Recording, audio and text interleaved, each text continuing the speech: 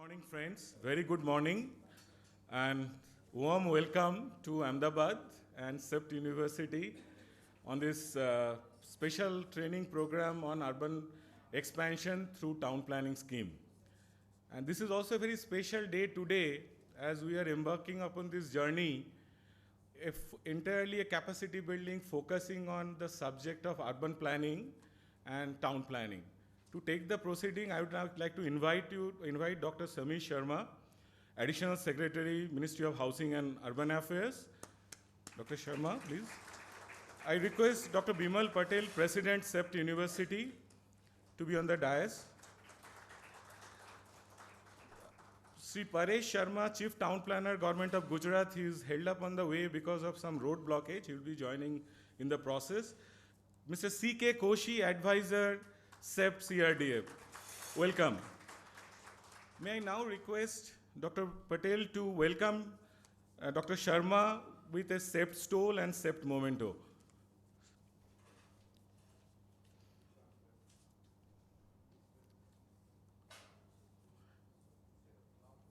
Welcome.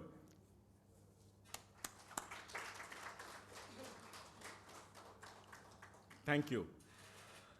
Now, to take the proceeding ahead, I would now request Mr. C.K. Koshy, Advisor CEPT, to set the context of this workshop and the program for next 3 days. I'll request Mr. Koshy to set the context.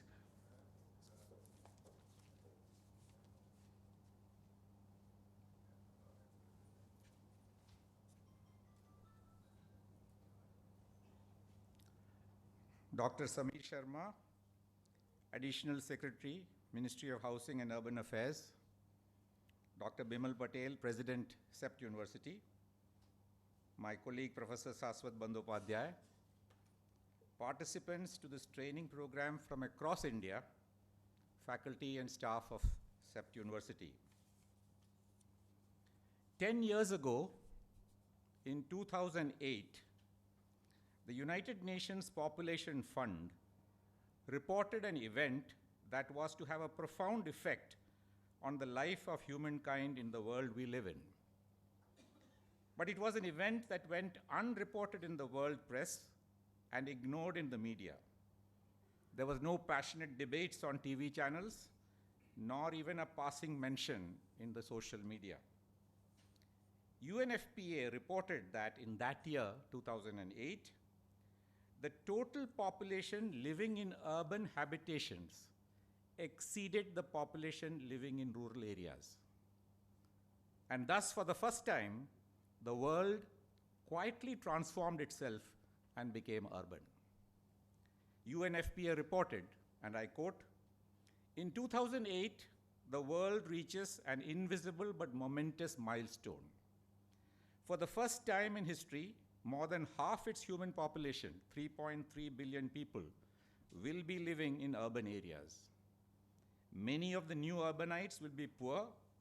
Their future, the future of cities in developing countries, the future of humanity itself, all depend very much on the decisions made now in preparation for this growth," unquote. Mankind has gone through one of the most radical turning points in its demographic history. The world is witnessing an unprecedented shift of human settlement from rural to urban areas, a phenomenon as momentous as the discovery of agriculture, which prompted nomadic tribes to settle down in human habitats. For the first time, number of people living in urban areas exceeds the number living in rural areas. In India, while the population living in towns and cities is still only 31%, urbanization continues to be a compelling trend of census analytics. Like magnets, cities attract population from surrounding villages and grow both in density and size. The next 2 decades, India and China will witness massive urbanization. By 2030, it is expected that at least 5 states, Tamil Nadu, Gujarat, Maharashtra, Karnataka, and Punjab, will have populations over 50% living in cities. Against a population of 377 million living in urban areas today, another 350 million will move into cities by 2030.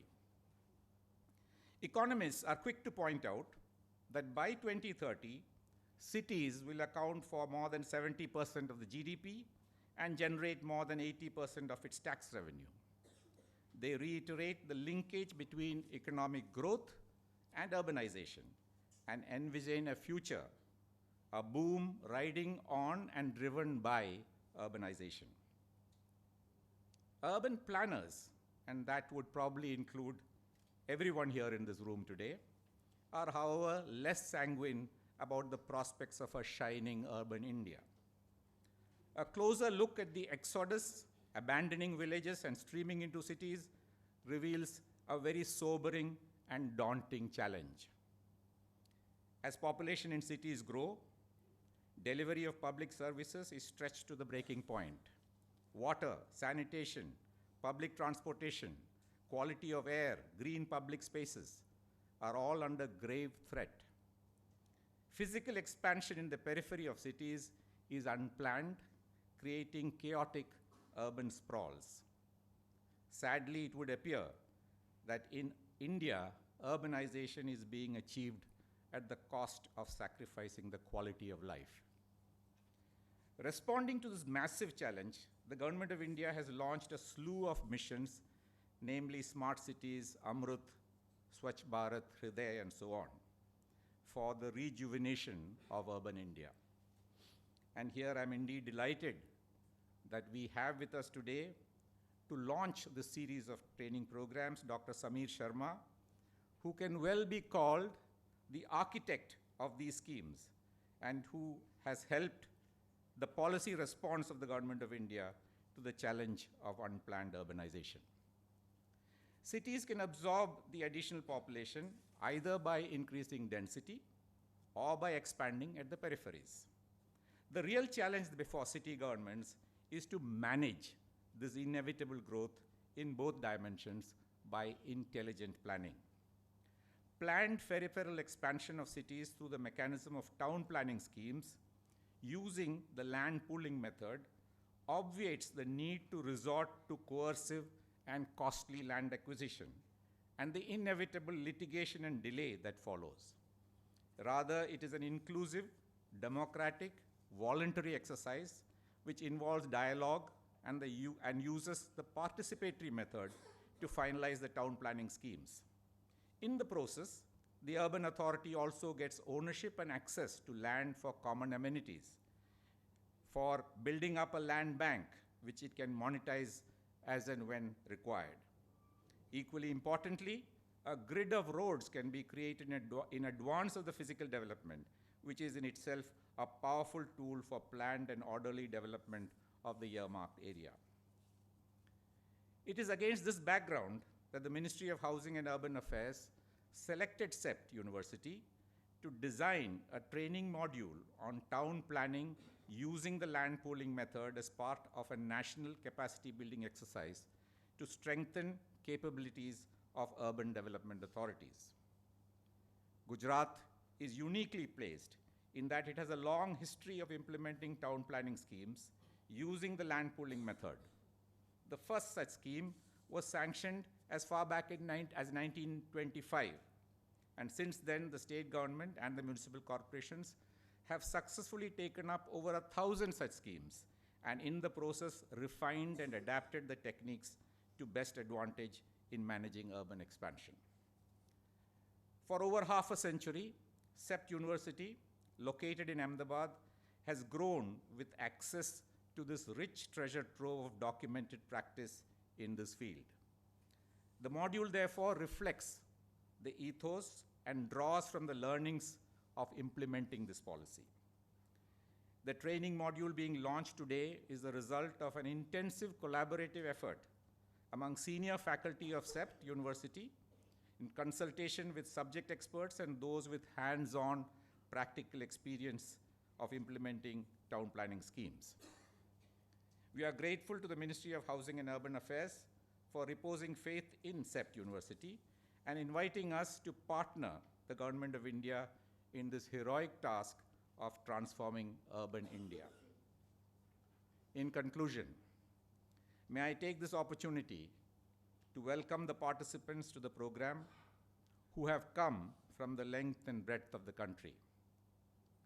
From Kerala in the south to Himachal in the north, from Jharkhand to Rajasthan, their presence once again demonstrates the vibrant diversity that is our great country. To all of them, may I say welcome, welcome to Gujarat, welcome to the World Heritage City of Ahmedabad, and welcome to CEPT University. In the next 3 days, we hope we will learn together, share experiences, and explore how we can contribute to making our cities better places to live in. Thank you.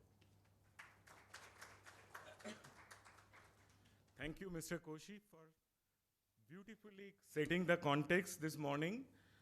And also, I'd like to add to our list of partners. This workshop, this entire training program is also supported and being delivered in partnerships of Town Planning and Valuation Department, Government of Gujarat, Ahmedabad Urban Development Authority, and Ahmedabad Municipal Corporation.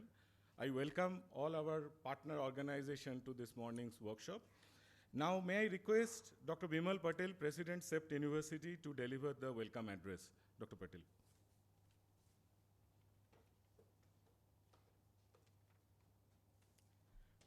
Friends, thank you very much and welcome to CEPT University. You must have seen the program. I'm going to do a prepared talk on town planning schemes afterwards. I'm not going to say much about that, but I want to use this opportunity to very briefly introduce you to the idea of CEPT University, what CEPT University is. CEPT University is a 50-year-old education institution that started with a school of architecture in 1962. Since then, it has grown as a habitat university, which means that everything that we teach here has something to do with human habitats. We have 5 faculties, and which the first one is architecture, focuses on design of buildings, etc. We have a faculty of planning, urban planning. We have a faculty of design that looks at questions of design in the habitat. We have a faculty of technology that looks at construction.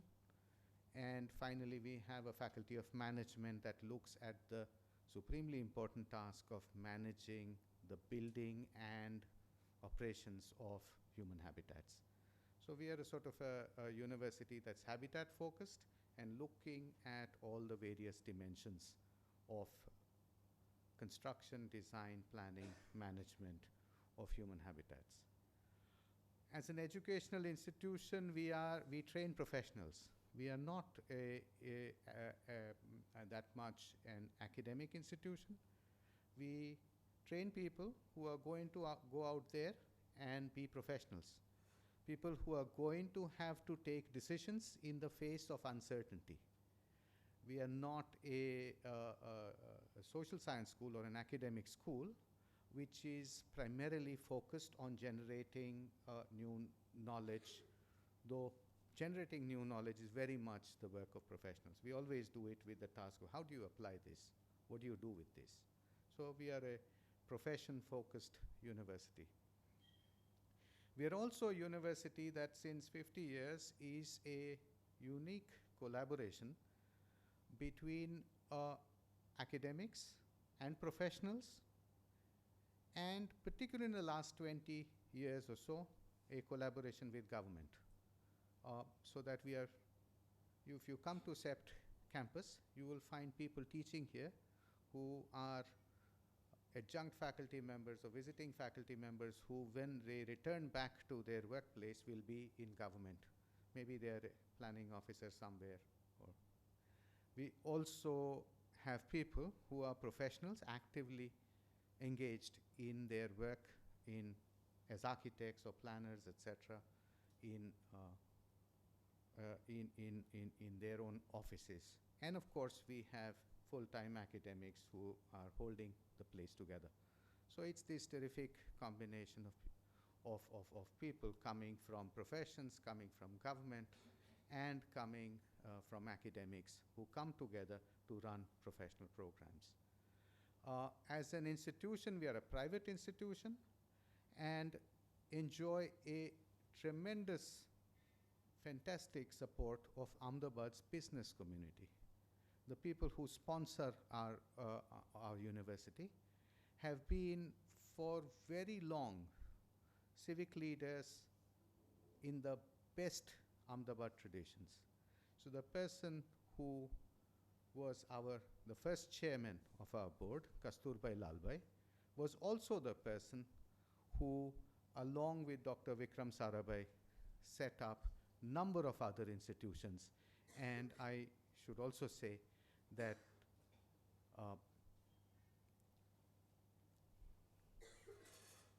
Ao Paresh bhai, welcome.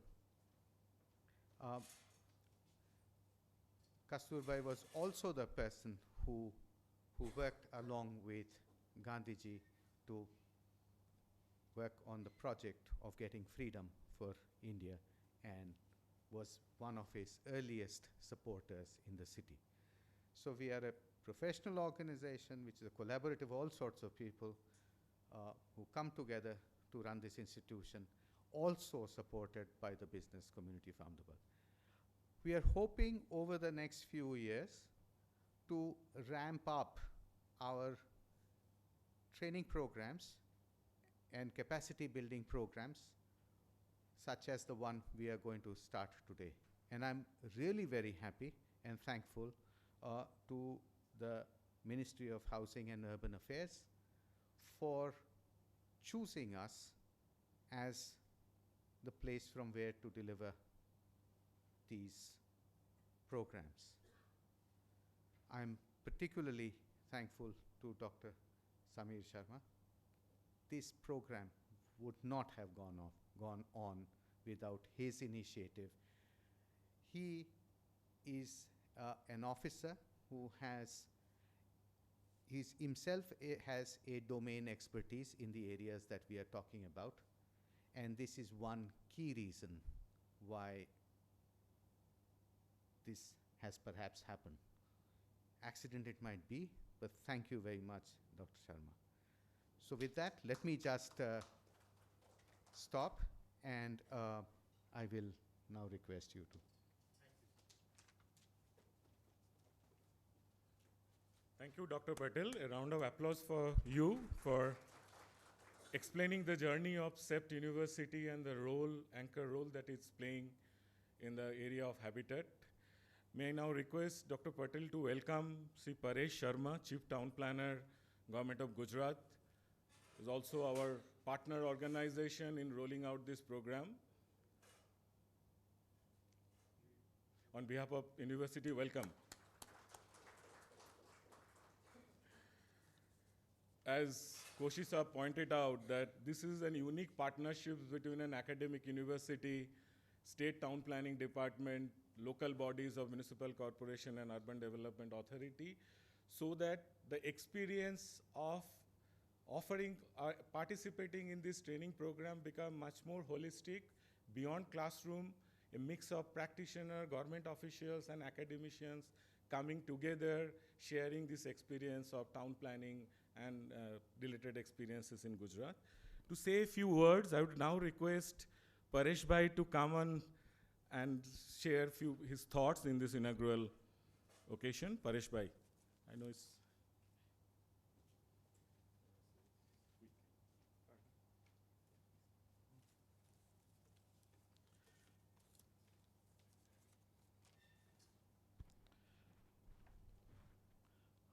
Good morning to all. Respected Dr. Samir Sharma, Government of India, Dr. Bimal Patel, and Mr. C.K. Koshy, audiences, and Shashwat. It's my pleasure to be here. Participant organizations for this workshop. Gujarat, I don't narrate much, but Gujarat has a long history from 1915 to 2018. more than 90 years of implementation of schemes. Land pooling has been one of the key components of urban fabric of Gujarat, may it be Ahmedabad or for a small town like Doraji in Saurashtra, or for that matter, earthquake-prone areas in Kutch. This has been a tool which has been used often and in different facets, from brownfield areas, from greenfield areas to brownfield areas, retrofitting, and has different facets. I mean, you will be getting experiences during the workshop also about it. It started with area improvement in 1915, then infrastructure development, then some portions were for housing, then land monetization, then land aggregation. Now we are into strategic planning also. From a small area improvement exercise in Jamalpur, the first scheme, to Dream City in Surat, where investments are expected and strategic planning is to be carried out through land pooling. Now, why this is there? This has happened because of one, I would say, CEPT University, which has been since long has been cooperating, nurturing this subject, developing this subject. And the other side is the practitioners, professionals who are in government or outside the government. They also contributed a lot. From 1915 to 2018, more than 8 times the Act has amended, and progressively every amendment has brought in new concepts, new facets to sharpen this tool.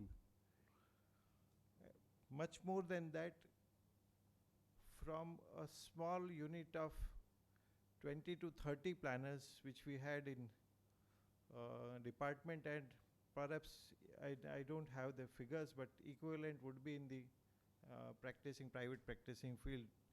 Now we have almost more than 250 planners in the department, and perhaps equal in the private sector also.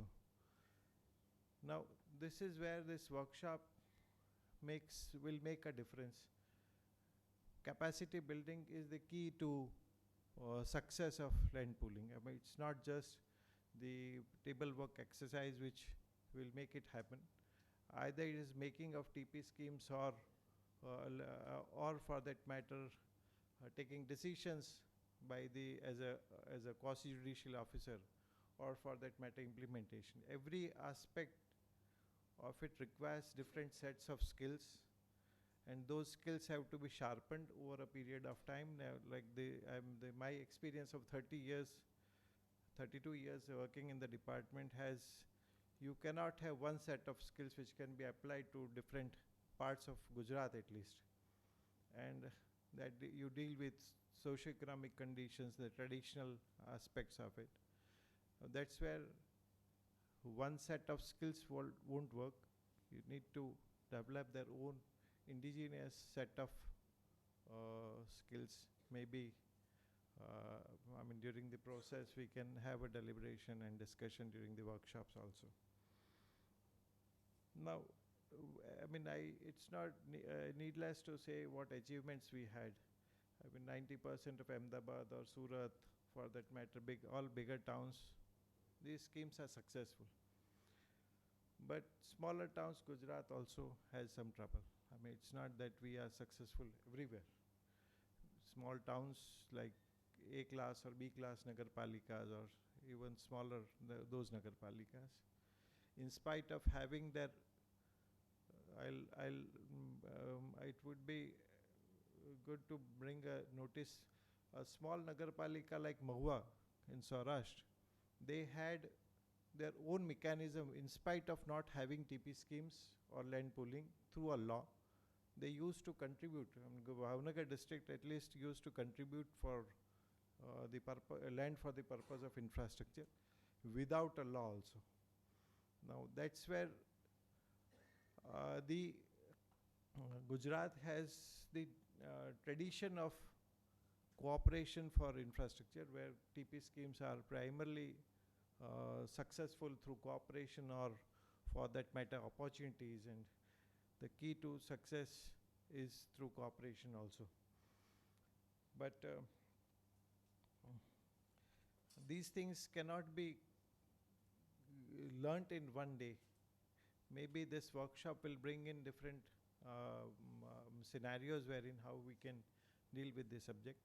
But down the line, interaction in this subject from different practitioners, may it be academicians or for that matter practitioners outside the government or within the government, local government or anywhere, that will help us out. Now, challenges in TP schemes, what we have faced is huge. There are huge challenges. Starting with land matters, we start with ownership. That's the key to decide. That's where till date we could achieve some success in deciding the land ownerships, the boundaries of the original plots, and for that matter the issues related to easement rights in original plot, and only then, once the land ownership issues are finalized, then only further we can resolve the matters or reconstitute it more easily. Now, recent initiatives what we have taken in government of Gujarat also, we have almost from 450 town planning schemes which are sanctioned, we have 420 odd which are on the website, web enabled, geo-referenced, where you can, on the click, you can get the information about the final plot boundaries, the drawings, the DWG files of those things. Now we are making it web enabled also. Within small, within 15-20 days we are making it web enabled. You can get information of every final plot, the levies on that, the boundaries of that plot, the decisions which are taken also we are going to put it on the website also. Primarily, this is the age of transparency, which will make the TP schemes more successful. And further we are adding, by having this exercise done, we have covered up almost all bigger towns, 8 municipal corporations. In fact, 2 municipal corporations have very less experiences in making schemes, but at least 6 of them, the exercise is over, and you will get it, soon you will get it on the mobile application also. Now, further, to make things more transparent, we are initiating the decisions which are taken, the town planning schemes which are made by the authority, some sort of guideline. Although there cannot be any prescriptive framework of designing a scheme, there can be broad guidelines which we are again coming up with a sort of guideline which can be helpful in making schemes in different areas, different aspects, and how to go about it. Those are the initiatives which we are taking recently. Thanks a lot for calling me over here, allowing me. I apologize for being late. It took 45 minutes for me to reach from Chandkheda to this place. It's 12 kilometers, and morning it takes 45 minutes. That's where perhaps land pooling or area planning exercises, local area plans may not make this happen again, at least. Thanks a lot for giving me opportunity for speaking. Yeah. Thank you, Paresh bhai, for explaining the Gujarat town planning schemes and also the online application and mobile app aspects to bring transparency about the schemes and all the details available. Thank you very much. And also, there are a lot of VIP movements today, so the traffic situation is quite chaotic in the city today. Now, it's a pleasure to welcome our chief guest for this occasion, Dr. Samir Sharma. He's an unique officer with is an Indian Administrative Service Officer, as an Additional Secretary, Ministry of Urban Affairs, Mission Director, Smart Cities Mission. He has played an instrumental role in designing and implementation of two flagship programs of Government of India, the Smart Cities Mission and Amrut Mission since July 2015. Prior to this, he has worked on the indicators and targets for the Sustainable Development Goals as a joint secretary in the Ministry of Housing and Poverty Alleviation, Government of India. He has also served as a principal secretary, Municipal Administration and Urban Development Department, and also worked as municipal commissioner of 3 cities and then Andhra. And I was told these 3 cities are Vijayawada, Vizag, and Hyderabad.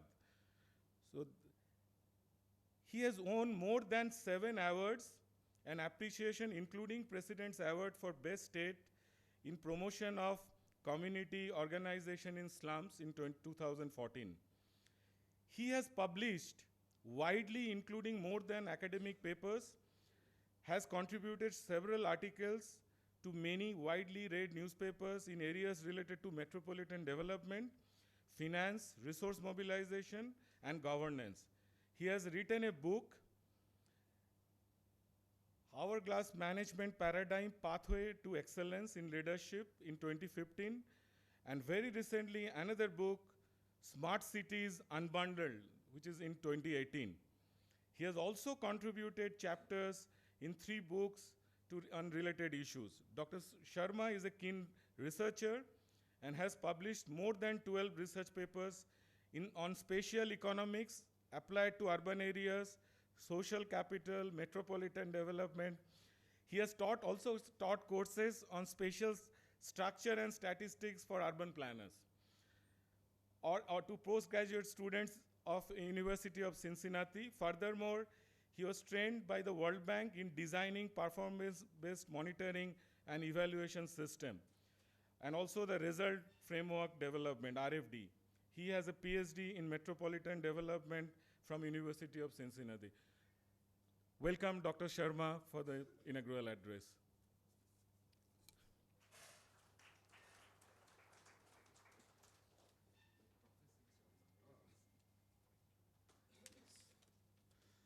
Good morning. I'll tell you, I'll just take 10 minutes and I'll tell you the story of how the smart cities was unbundled the way it has been. First, I must thank Professor Bimal, Patel, Professor Koshy, and Saswat for calling me here. It's been a very long time since I've come and addressed a group like this, such a diverse group. Let me start the story with the British Times. You know, before the British Times, all of you are aware, India had cities. It had well-developed cities in its own way. In the British Times, what they did, they created a spatial structure which is a form of a dendrite. You know, dendrite is something in the brain in which there's a head and there are the tails. So in the Indian spatial structure, there were 3 or later 4 dendrites: Mumbai, Calcutta, Chennai, and Delhi. And everything moved towards dendrites or moved away from dendrites. And this was linked to the external metropole, which was London. So we had an existing spatial structure before colonialism in which there were parts of the cities which developed through a process of accretion. So Delhi has 11 towns, 11 cores, urban cores, Shahjahanabad, etc. During the British times, they sort of entirely reformatted the spatial structure and overlaid it on this. After independence, what happened? We went the modernist way, prepared a master plan, a very rigid, deterministic master plan, which was more executed as in violation rather than it was executed as the master plan. 15 to 20% of master plan has been implemented in India. And it gave a great opportunity to get the relaxation, building regulation schemes, land use changes, etc. So, you know, we had complete, in this way, a chaos in the system. So, spatially, there was chaos, infrastructurally there was chaos. So, and urbanization in India was always a subsidiary of industrial policy. So if you look at right from 1951 onwards, it was industrialization led urbanization. Urbanization is never seen as something which contribute to increasing GDP on its own. It was only in 1991 that urbanization became, they realized that without urbanization, you don't get increase in GDP. Just locating industries throughout was not happening, and larger cities were growing larger, and in the hierarchy of cities, the middle was completely missing. So there was a completely missing middle. You had villages and you had big towns. There's no middle. When they realized in 1991, they brought in a lot of schemes. The earlier small and medium town development scheme was continued, mega city scheme, and finally the GNURM as a largely infrastructure and reform scheme. Now, the challenge in 2014 was, how do you put some order into this chaos? And that's where the smart cities came in. So when designing the smart cities, we had the first layer was the basic infrastructure and services, which was continued as a modified GNURM. And in that we had the Swachh Bharat Mission, the Amrut, and the Housing for All. The next was the digital issue. What is the digital idea of smart cities? The digital idea is as follows. A smart city, you can think of it as an ecosystem, as a habitat, as Bimal was saying. So like a human being, you have an eye, then there's some transmission to the brain, again a transmission back to the response. Suppose a stone is going to hit you on the head. Your eye sends a message to the brain sends a message to the hand to rise and stop the stone. Digitalization in a similar way captures all the interactions in a city. What do we do up to now? We put a camera and just leave it. So if a woman is molested, we get to know who's the person who has done it. But we went one step further. The camera and the sensors detect something, it goes back to the command and control center. Artificial intelligence gives you predictive response. So if a woman is walking and from her movement and the movement around her, the digital system finds something is amiss, they'll inform the police. So it is predictive. Another example, the efficiency gain in solid waste management. A sweeper comes below a certain camera, photo taken, attendance marked, no human intervention. Street swept, again artificial intelligence says swept at this time. Bin cleaned at this time. The truck picks up from the bin, carries it to the dump yard, weighing machine there, and here correlated, done. Imagine, between the sweeper and the commissioner, there are no layers. This is what we mean by digitalization. It is that integration. And the third part was area-based planning. Again, since we had developed over accretion through an organic process, we had to develop these areas, make them walkable, livable. And that is where area-based planning came, largely on what we call placemaking. So this is the idea of smart cities. Now in this, a corollary to the area-based planning is streets and parks. Now since we did not develop like New York, where streets and parks were laid out and the buildings came, we had to develop the streets and parks. And that is where community action, TPS, and LAP schemes came in. And so this is the planning corollary to the area-based infrastructure development scheme. If this is not there, it's incomplete. And that is the reason we were focusing so much on the TPS and the LAP schemes. And when you go back, please try and change a lot of states do not have the provisions. And in fact, we are putting it as a part of reform also. So this will come as provisions in your law to enable you to implement this. And this is also connected to making the master plans more flexible. You know, we created such stiff master plans that we gave them so many opportunities to change the land use and change the building regulations. When I was Hyderabad Municipal Commissioner, 2.5 lakh buildings were regularized under building regulation scheme. Where is the master plan left if you regularize 2.5 lakh buildings every 5 years, 10 years? Imagine, I mean, how will you provide for infrastructure? How will you provide for light between buildings? How will you provide for roads in a situation? So that is where LAP and this comes in, and part of what we call retrofitting, redevelopment, and greenfield components of the area-based planning.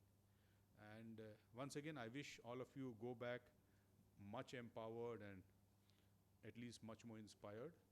And I wish you all the best, and thank CEPT for doing this, because I mean, there are very few institutions in India who have the practical experience of doing it.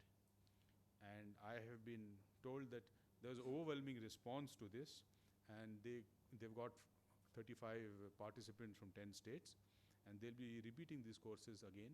And I'm also very happy to learn that it is a largely practice-oriented training, where there'll be minimum lectures, but you'll go and see how this is done. And this is connected to your expanded role as a planner. No longer physical planning, but the community action plan, the consensus building, the citizen participation. All that is very important in the LAP and the TPS schemes. Thank you.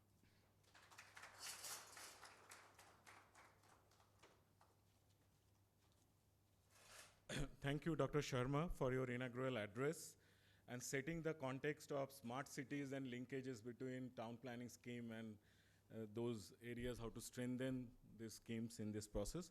May I now request all the dignitaries to release these two modules which have been developed for this course, and I'd request all the dignitaries to kindly, with Dr. Sharma, Dr. Patel, Paresh Bhai, and Mr. Koshy, please.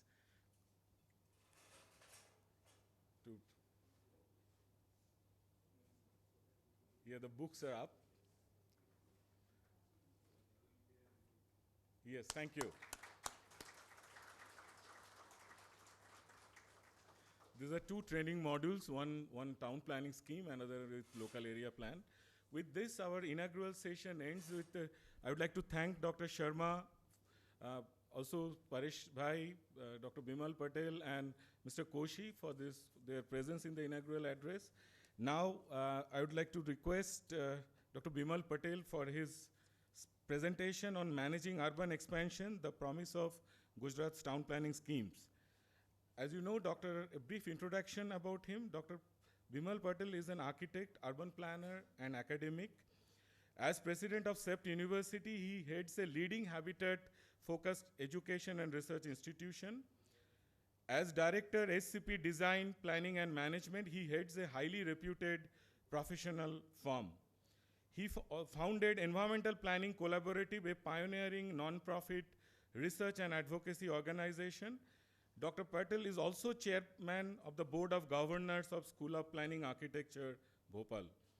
Dr. Patel received a diploma in architecture from CEPT way back in 1984.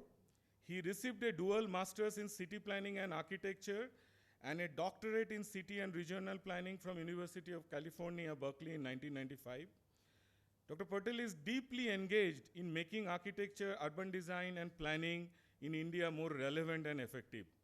His research is focused on land use planning, real estate markets, building regulation, land management, and urban planning history.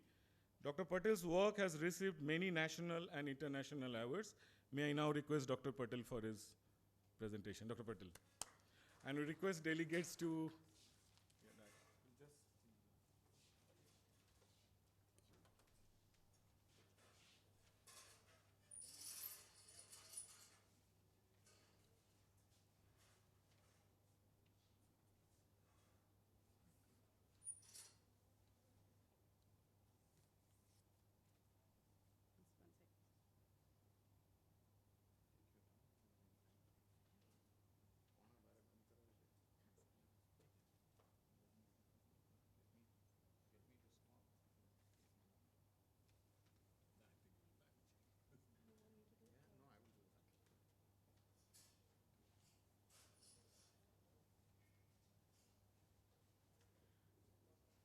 Okay, let's get started. This is the sort of first context setting presentation for this module on town planning schemes. Let me start by saying 2 or 3 things which are of a general nature, and then I'll get on with the presentation.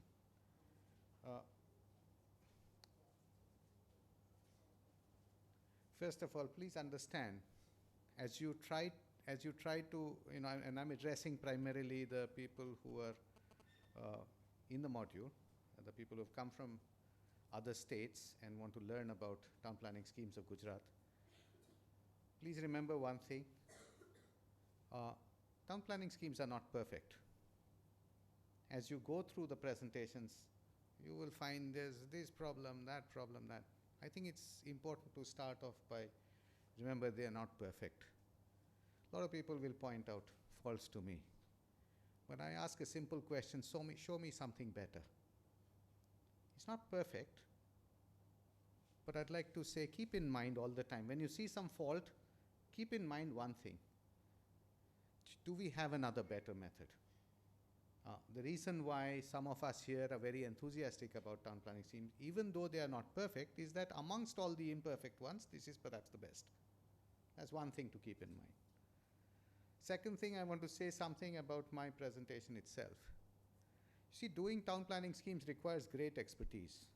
And you develop this expertise, like any professional, by doing them. You cannot develop this expertise in the classroom. Amongst us and the people who are going to talk to you just now, even in the audience, Paresh bhai, Rajesh bhai, many other people, have deep expertise in town planning scheme. And it is our hope that this sort of a deep expertise will be developed across the country in different places as people go and struggle by themselves trying to do their things. When you develop a deep expertise, you develop a lot of detailed knowledge about town planning schemes.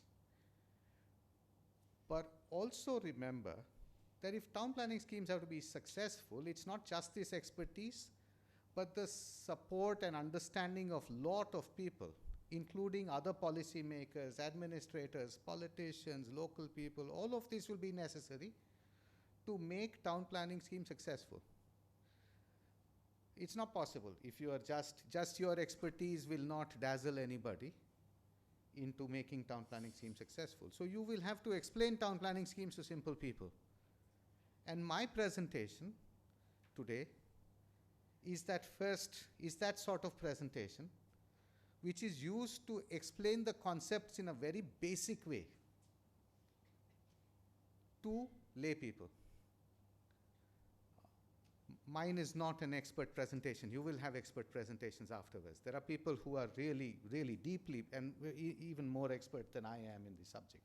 But if anything my presentation does, it explains the importance of town planning schemes and explains the basic concepts. And when you explain basic concepts, you must remember, like a good teacher, you have to simplify. Don't lie, but you have to simplify. You have to leave out some details.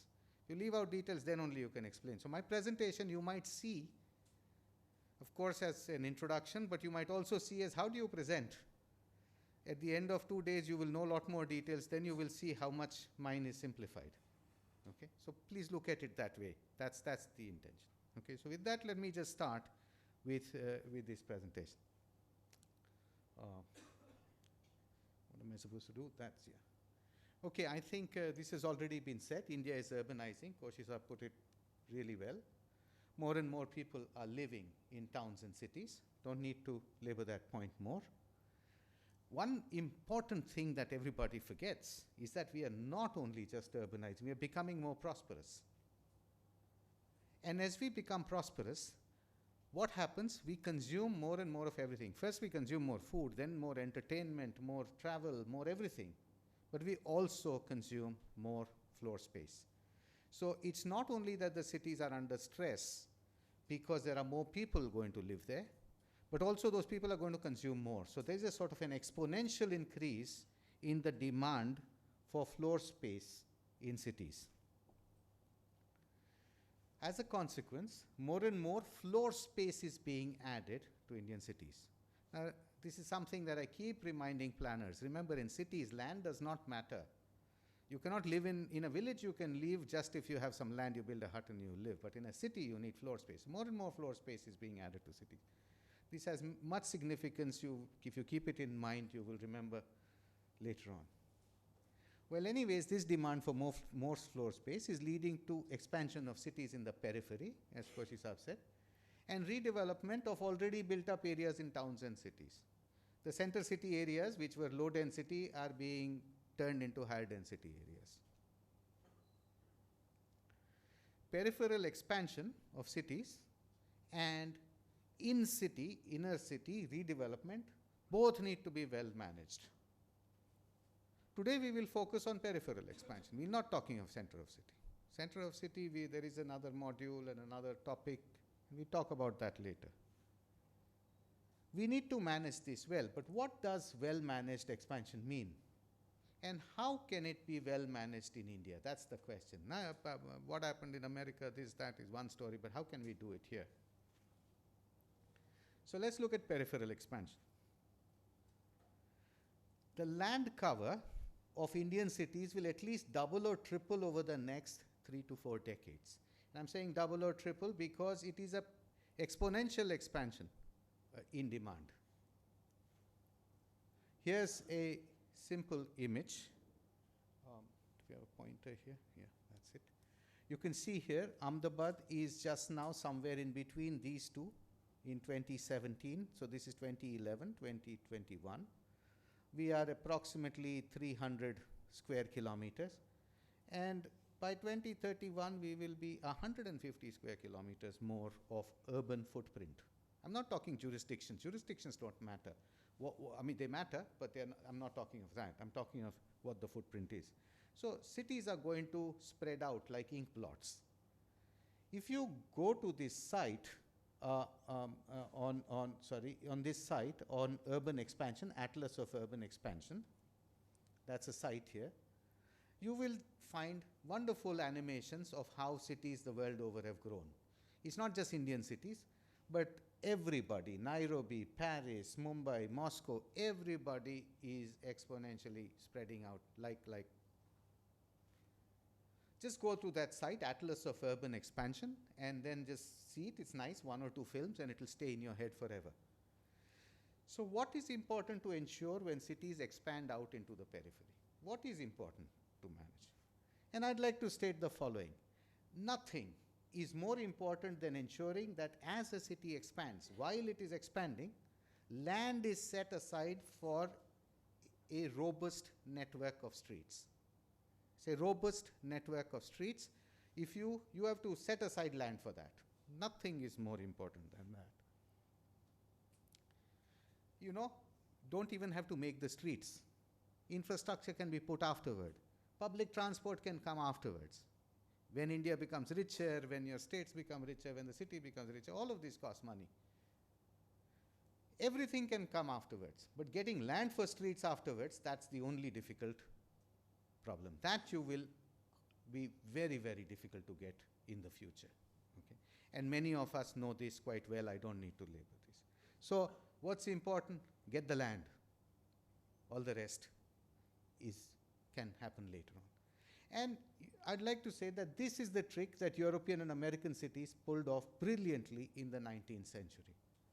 European and American cities, the sort of cities that today we look up to and say they are livable, they are efficient, they are productive. When they were expanding out into their peripheries, they managed to set aside land for streets. Look at New York here. This is in 1782. New York at that time, this is the island of Manhattan. And it was a small little development on the tip of this island here. The rest of the island was all rocky, barren land like this. In 1807, when New York was so small, they managed to put a street grid plan in place. They didn't make the streets. They just put a plan in place. Once that plan was put in place, they hung on to it. And today, that tip, according to that plan, has become this sort of a big city. And once you have a robust grid of streets, you can put lots of floor space in. Okay, huge amounts of floor space. And you know, New York wasn't always like this. It grew. But the streets made it possible for it to grow. This is Barcelona. Like many Indian towns, it was a fort wall town. You can see that inside it is a medieval town here. All surrounding areas are farmland. This looks like an Indian picture here. When it was a very tiny, fortified, must be 20, 30, 40,000 people living inside here. This was the small town.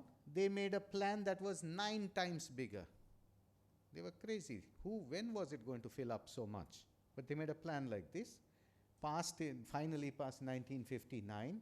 Today that fortified town is here and the rest of Barcelona is grown all around. Once again to say, if you have the streets, you can grow. Oops, I'm pressing the wrong button here. It is difficult and costly to upgrade haphazard sprawl that lacks a basic grid of streets.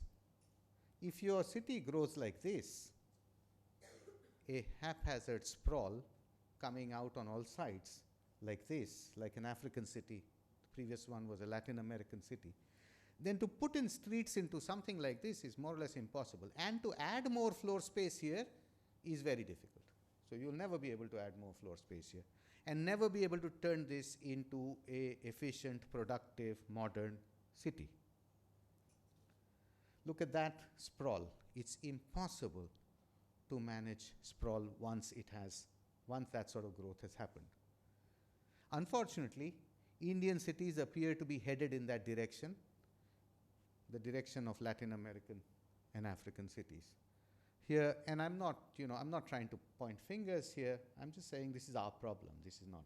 And you have Calcutta here, one portion planned, but the rest of it not. You have Chandigarh, one portion of this planned, the rest of it sprawling out. You have Nagpur, this side's going out in a sprawl, Lucknow. Creating a network of streets as cities expand out into the periphery poses a very difficult challenge for Indian cities. It's not an easy thing to build streets for us. What's the challenge? If you have a city like this, a city requires a regular layout like this. You need streets, you need amenity spaces, you need a properly planned area. Surrounding most of Indian cities is farms like this. So if you want to create a network of streets in the periphery, you have to demarcate new plots. You have to demarcate plots for infrastructure. You have to demarcate plots for amenities. You have to reshape the agriculture plots, appropriate land for all of the above, pay for all of the above, and get all the owners to agree. This is a complex problem in governance. It's a problem that every city in the world faces, but it's a complex problem in governance and in planning. So how do we manage peripheral expansion today? The first is what I already showed, laissez-faire development. Let the city grow. How do we manage peripheral expansion? Well, let the owners and developers take the lead, approve individual layouts in the periphery of the city, require developers to provide roads and services, levy some development charges, and in future, after the sprawl happens, clean up and service the area as best as possible. It's laissez-faire development. This is what you do in the onslaught of when cities are growing rapidly and you don't have a system in place. Here you can see there's no planning. The market does everything. Cities grow by just growing out into the periphery. As I said, this is not the best way to do it. The second way to do it, many cities do this, is to say development plan and laissez-faire development. Now what you do is you make a city-wide development plan. A city-wide development plan takes an eagle's eye view at the city. At that level of abstraction, from that height, you can only plan the major roads and the trunk infrastructure. Then you acquire, using the Acquisition Act, land for the roads.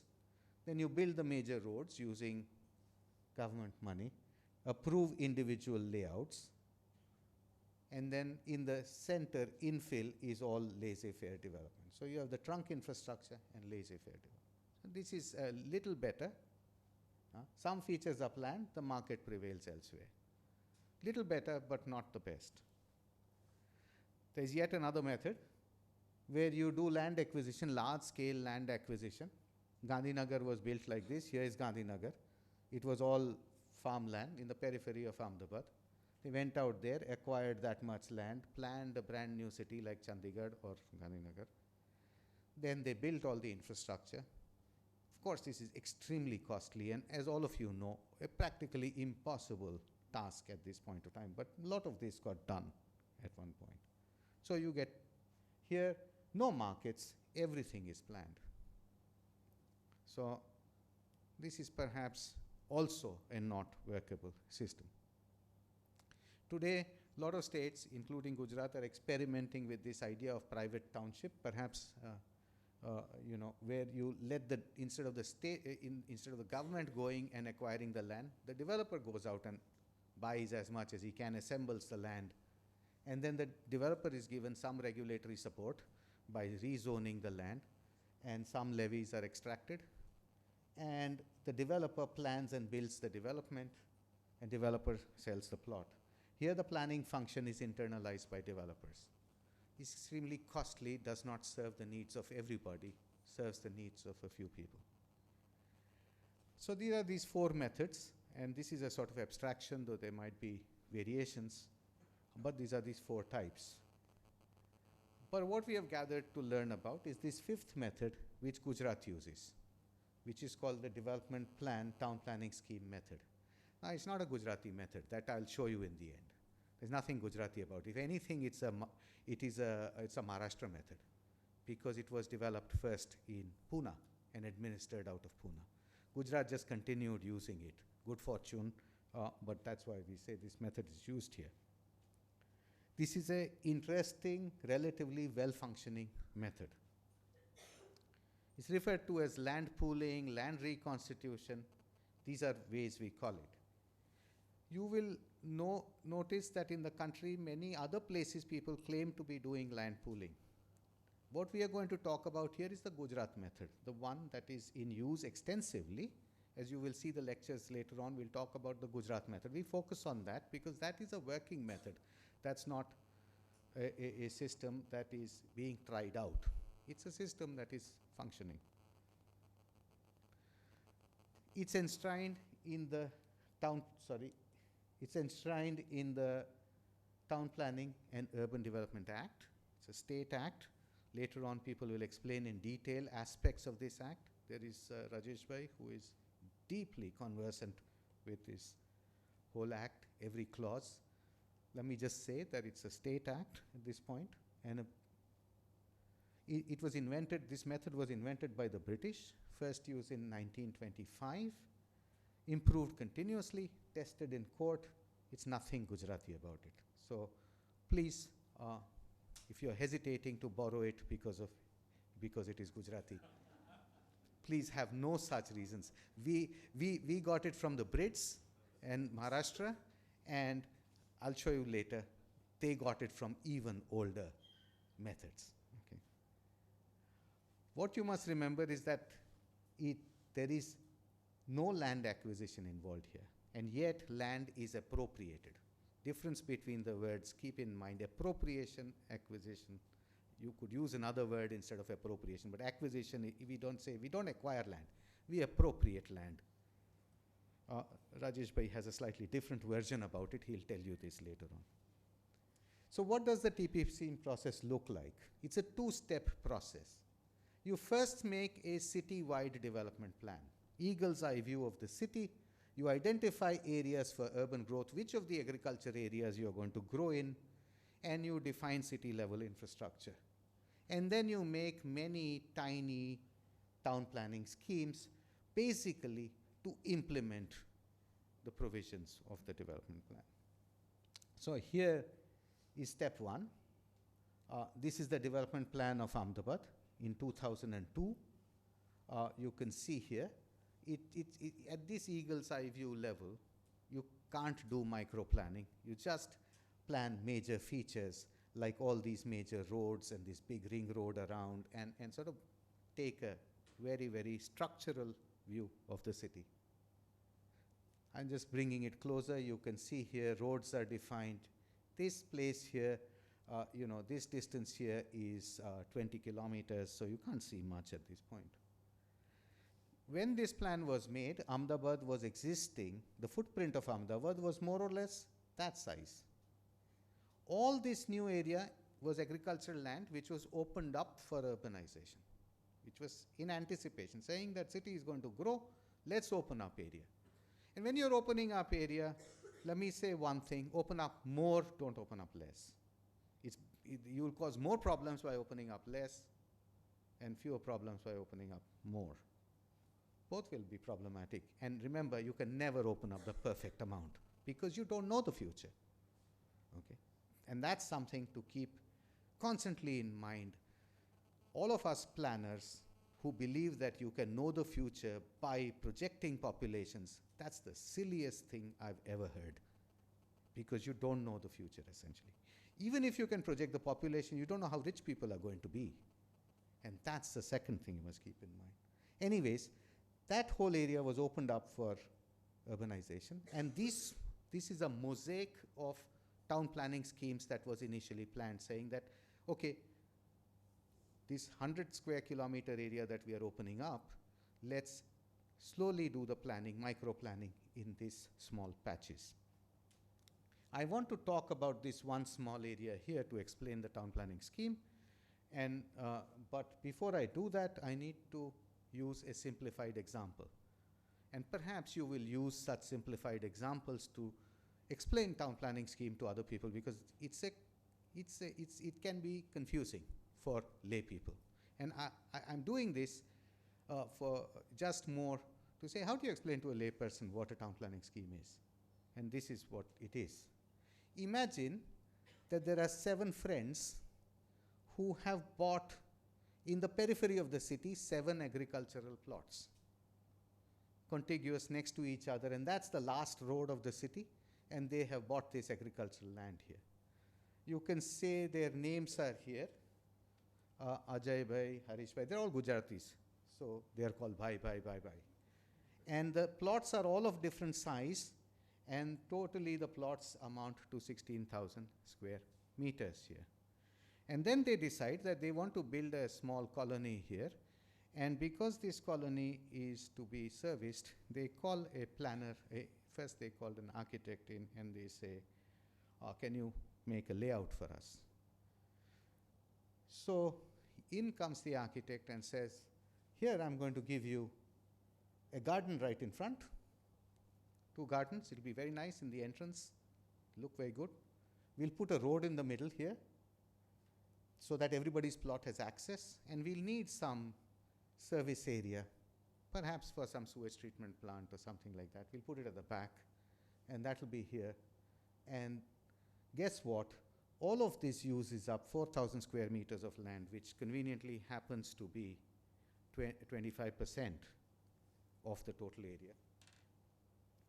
And so the architect says, everybody will have to give up 25% land. So 25% is marked out here, and say, all of you, please give up so much land. So now the final plot that you get will be so many square meters, original holding minus 25, and they are all reconstituted. Then the old lines are wiped out, the map has been changed, okay. And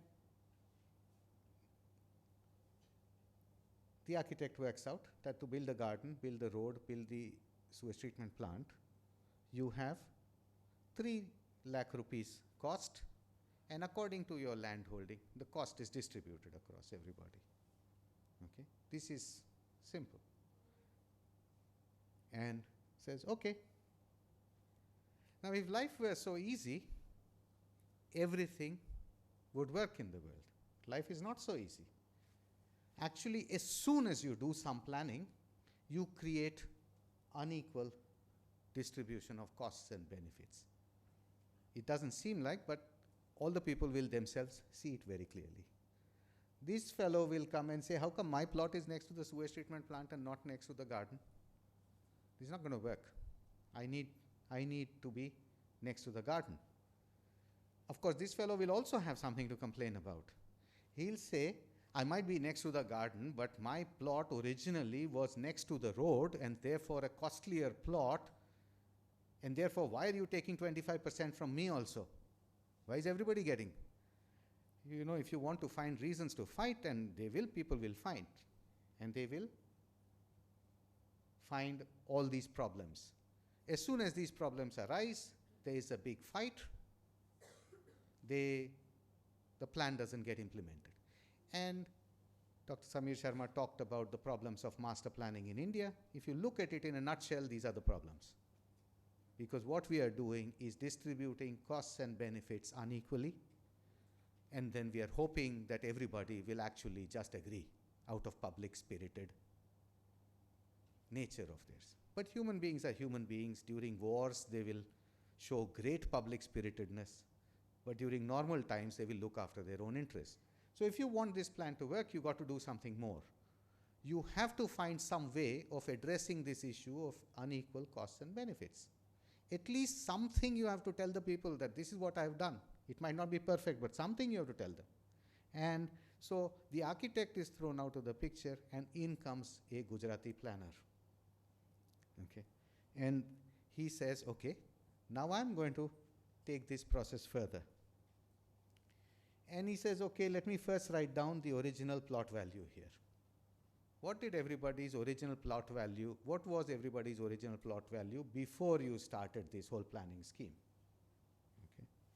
And that's, you'll notice here that the plots at the back have lower value, the plots in front, number 7, they have higher value. And so you have acknowledged the fact that these were, you're just writing down, huh? Then says, since I took 25% land from everybody, your original land, I am giving you compensation for it on paper. Still process is not finished. I'm just writing down on paper. So I multiply 25% of your land by your original plot value and I put it down here. Pardon me, some of you experts who are here, I'm simplifying a bit, but I'm simplifying so that you can then take them into the next step of making it deeper. Okay. So everybody is compensated on paper. Now, you write down everybody's future plot value.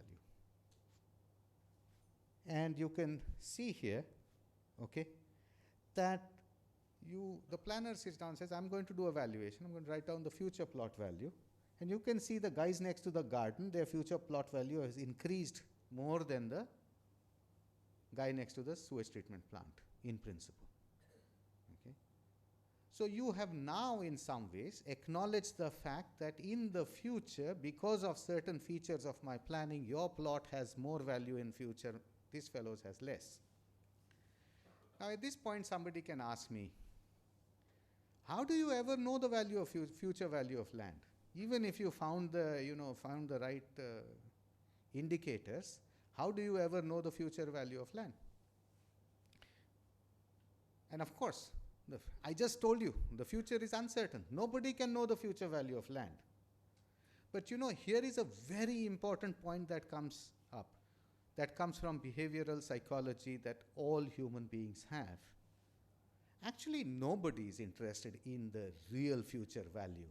They are interested in the relative differences. Let me give you an example.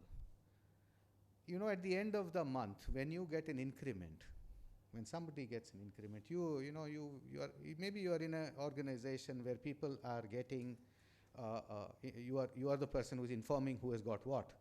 You tell the fellow you've got this money, there's a big smile on his face, he's got his increment, this, that, and the other. Until he goes out and finds out what his friend has got. That's when the problems start. We are really not much concerned about the absolute value. Human beings are far more concerned about relative. So what the planner has to promise is that I will be consistent in my logic, and if you can find some fault with my way of looking at this, tell me, I will change your valuation a little bit. Okay? So I know that fellow got right next to here and next to a big road and this guy got here. Okay, I'll adjust it in some ways. But a skillful planner knows this from the beginning and is doing it already. And when he is taken to court, he has at least something to tell the judge that, my lord, I have actually compensated him more for the extra benefits he's enjoying. Keep this in the back of your head. It's not so simple, but in principle, it is essentially this.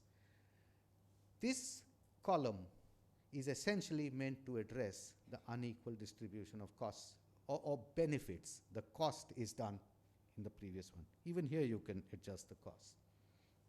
Having done that, you write down what the future value of the plot is going to be. You calculate what the increment in land value has happened on account of the new planning and infrastructure. Having done that, you calculate, the law now says you take away 50% of that increment. And you do that, to do that you do a simple arithmetic calculation here. And you work out the demand from each of the landowners. Now this final demand incorporates information about unequal costs and benefits, infrastructure costs, etc. All of that is put into some final demand. And life would be easy if could stop at that. When you work out the total demand from each person, if it stopped at that, it would be easy. But there is one more glitch, because these guys will come and tell you, listen, we spent all our money buying this plot. Abhi kuch paisa hi nahi raha hai. How do I pay you this money? Okay. So I don't have any money left in my pocket. To which, yes, in this case, Gujarat has made a nice innovation. It says, okay, all of you, you pay up when you can, okay, temporarily to build the infrastructure and to do everything. Let us sacrifice one garden. That one garden we will take away. We will either get a loan by using this garden as a collateral or sell it off. So a little bit of sacrifice, and now you have the resources to build the infrastructure. In a nutshell, this is what Gujarat does. If you take this in a real context, this is that area I was going to tell you about. This is what it looked like when the planning scheme was started. Typical, some area is already built up, most of it is agriculture. This is right next to the airport actually. This was what it looked like in 2003. You can see there's a river here. This is Sabarmati River. And some of the land has got washed away in the river here. You get areas like this. That's first a very good survey is done. Everything is measured, including trees and bore wells and sheds and everything. Having done that, we collect the ownership from everybody. Once the ownership is collected, this is that same table, which I explained in the simplified form. This is the official version of it. Then original plots are drawn up. This is the official map. I wouldn't, Gujarat spends a lot of time trying to make perfect original maps. I would say that's perhaps, and not everybody might agree, but I'd say forget about it. This is going to be wiped out in any case. The important thing is how much land area the man had. Easement rights are also important. Then you draw a road network. Then you carve out the plots you need for amenities and for sale and various other things. Then you write out the final plots, and original plots become irrelevant. Then the table is filled up, demand is worked out, and then a meeting is held, a town hall meeting, where everybody, all the landowners are explained what the scheme is about. You can see this is a real meeting, scheme number 41, 42, 40. Here are the proportions of land deducted, etc. All the owners are looking at what they got, where, etc. Details are given. Intensive process, but remember, no politician is involved in this, not even commissioners, nobody is involved. Only this is managed by officers because there's a process here. Managed by planners. Then there's a 2-month period when suggestions, objections can be given.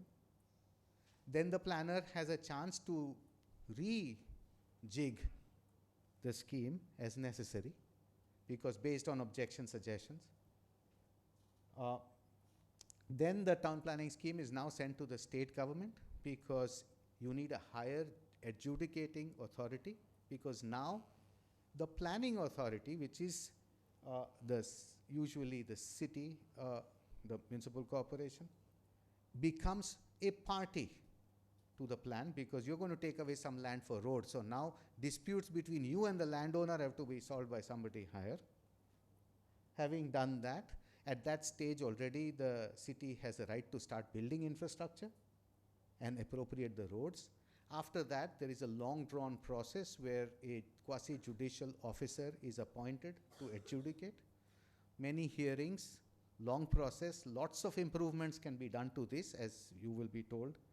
Gujarat is, this part of the process is not perfect. And then grievances are heard, and finally the scheme is finalized, okay, and altered and finalized. But in this case, you can see the roads are never changed, because only the valuation aspect of it, or sometimes the plot, is changed. Roads are already in place. Remember what I told you earlier? Get the roads, get the space for the roads. Everything else can be done afterwards. And here you have finally the government sanctioned the scheme, and the revenue records are mutated. And the plots are handed over. Actually, the handover process sometimes starts a little before, by mutual consent, if that is possible. And entire Ahmedabad has been growing in this manner. The first scheme was in this place here, because that time it was a walled city and the outside area had to be developed, Jamalpur. This is the town planning scheme in 1925. You know, in 1949, Ahmedabad was still mainly on the eastern side, and this side was all agriculture. In 1946, when Gandhi Ashram was on this side somewhere here, at that point this big scheme was done. That's the whole Ellis Bridge area. And here is the system at work today on the periphery of the city. Here you can see that was when the 2002 plan was done. This was all agriculture area, this 5 kilometer by 3 kilometer area, just on the periphery of the city, 15 square kilometers. You can see it 2001, 2003, you can see the roads coming up. You can see slowly some developments taking place, all this development taking place. You can see the development is happening systematically around a grid of streets. You can see here. The roads are not built, huh? They're just right of way. Nobody has money to build the roads, and it takes time. Anyway, they're getting built now slowly, and you will go on a site visit to this area, so you'll be able to see it from the ground also. All of this happened in the last 15 years. Yeah. Obviously, it was not spontaneous, it was planned. First, when the city was this size in this area, the development plan was done in this area. Then these are the development plan roads, the major trunk infrastructure. These are the town planning schemes. And this is the schemes here, and other schemes, and more schemes, and more schemes. It's actually, it is this rollout of the schemes which makes the planning happen faster. 100 square kilometers was put into place like this. So I'm just a cheerleader. All of this work is, of course, the hard work of Ahmedabad Urban Development Authority and Ahmedabad Municipal Corporation and the state government, but remarkable work. So it's the job of academic institutions to push ideas and things that work. In this area, 15 square kilometers, 27% of the land was appropriated, 22 for public uses. Saleable land was 4.7%. Okay. And the appropriated land, when it was appropriated, was worth 4,000 crores approximately.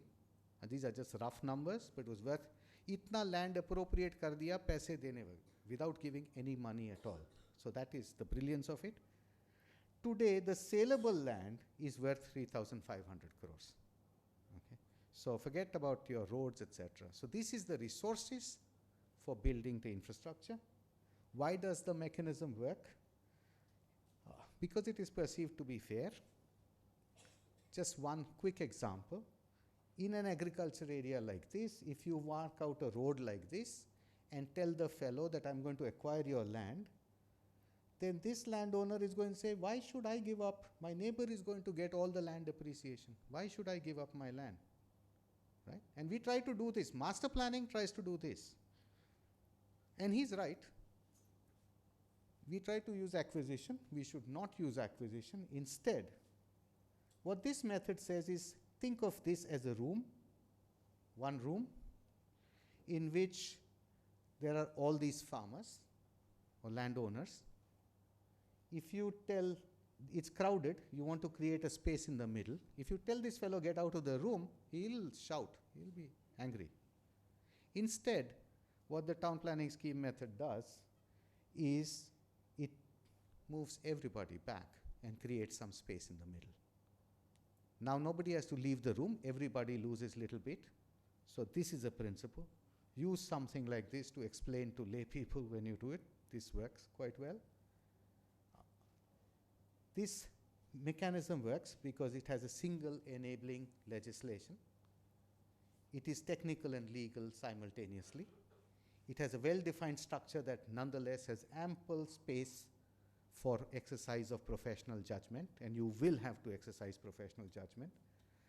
Plan financing, plan implementation, everything happens together in one process. It allows micro-planning, considerable flexibility, costs and benefits can be valued and allocated in the form of location or money. It has a comprehensive approach. It is inexpensive. Planners don't cost much, unfortunately. It is profoundly pragmatic. Property rights are respected. You're not saying that I'm going to take away your land. I respect your property rights. Costs are distributed, benefits are shared. Urban planning uses the land market. It does not work against the land market. Public inputs are sought, grievances are redressed. It's perceived to be fair and equitable. Think of it as a Swiss Army knife. You can do many things with this one mechanism. And think of it as a structured statutory framework for the state to negotiate with private landowners to create public benefits. Think of it like that, and then you will use this tool for many things, not just for peripheral expansion. I won't get into this. Many ways the mechanism can be improved. You will see. There are problems with it. I don't want to get into details here. They're not a Gujarati invention. Their agricultural land reconstitution has been going on for centuries. Here's Japan in 1899. I think this is in Hiroshima. No, where is it? These agricultural areas being reconstituted. Same method. This is in 1954, before land adjustment, after land adjustment. Here is the same process used in Germany and in Berlin. These agriculture areas reconstituted using the town planning scheme mechanism. There's nothing different in that. Chakbandi, that we have as a process is very much the same process. There are old maps in Urdu like this, which explain agricultural reconstitution. This is an adaptation of Chakbandi to urban situation. When Edward Merriams, the guy who made this 1915 Act, he says it's a sincere attempt to embody one measure, all that was best from every other town planning act extant. His first town planning scheme was in Bandra, 3 hectares. It was soon extended across India. And here is how he described the Bombay Act as he says it's a magnificent thing which left the landowners intensely pleased, their attitude transforming from possible open hostility to undisguised gratitude for benefits conferred. Okay. Thailand learned about town planning schemes in 1983, introduced it there with the help of JICA, and continues now to use it. Bhutan is also learning it.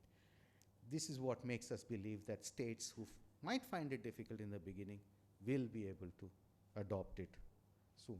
Thank you very much.